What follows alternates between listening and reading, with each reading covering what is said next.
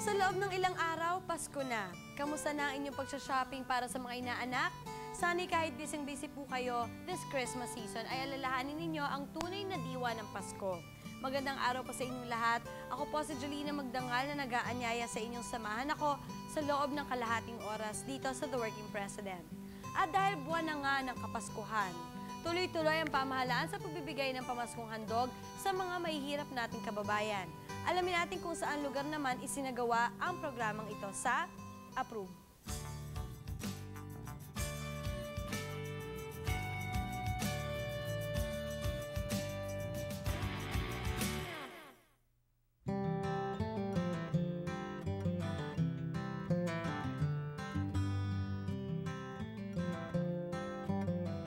Tuwing panahon ng Kapaskuhan, di lamang sa Metro Manila nakararating ang mga pangunahing serbisyo ng pamahalaan. Nabibiyayaan din maging ang mga malalayong bayan na tulad ng Sultan Mastura sa lalawigan ng Sharif Kabunsuan.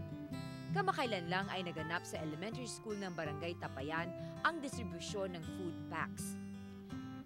Si Press Secretary Jesus Dureza ang nanguna sa pamigay ng pamaskong handog na ito ni Pangulong Arroyo na hindi makadalo.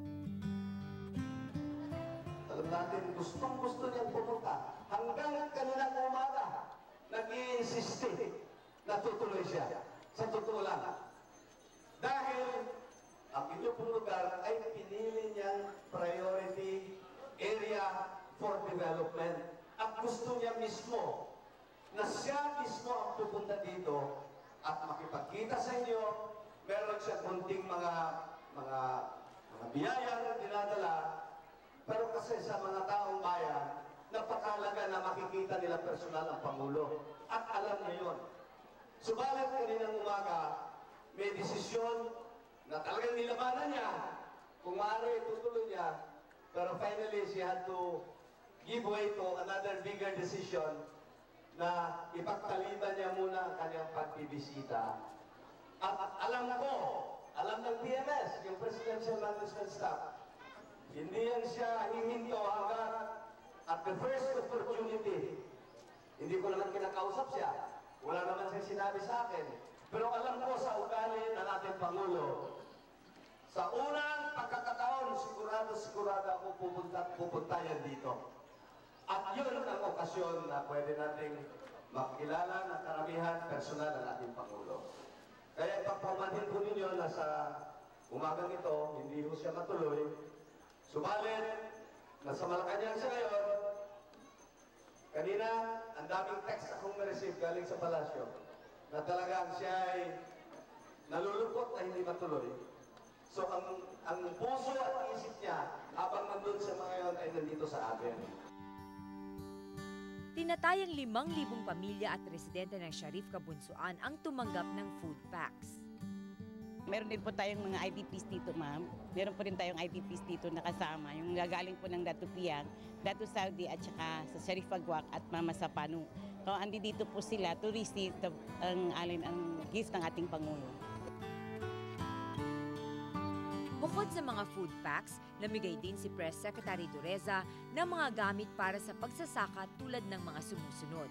50 sako ng certified seeds sa ilalim ng GMA Rice Program, 50 pakete ng vegetable seeds para suportahan ang gulayan para sa MASA program sa Autonomous Region in Muslim Mindanao. 2 floating tillers at 1 flatbed dryer para sa Irrigators Association at Seed Growers Association ng Munisipalidad ng Sultan Mastura. Kasabay din ng food program ay isang medical and dental mission na pinatutupad ng People's Government Mobile Action Team sa iba't ibang dako ng bansa. Tulong-tulong dito ang Armed Forces of the Philippines, ang Department of Health at ang Philippine Amusement and Gaming Corporation na nagbigay ng libreng gamot.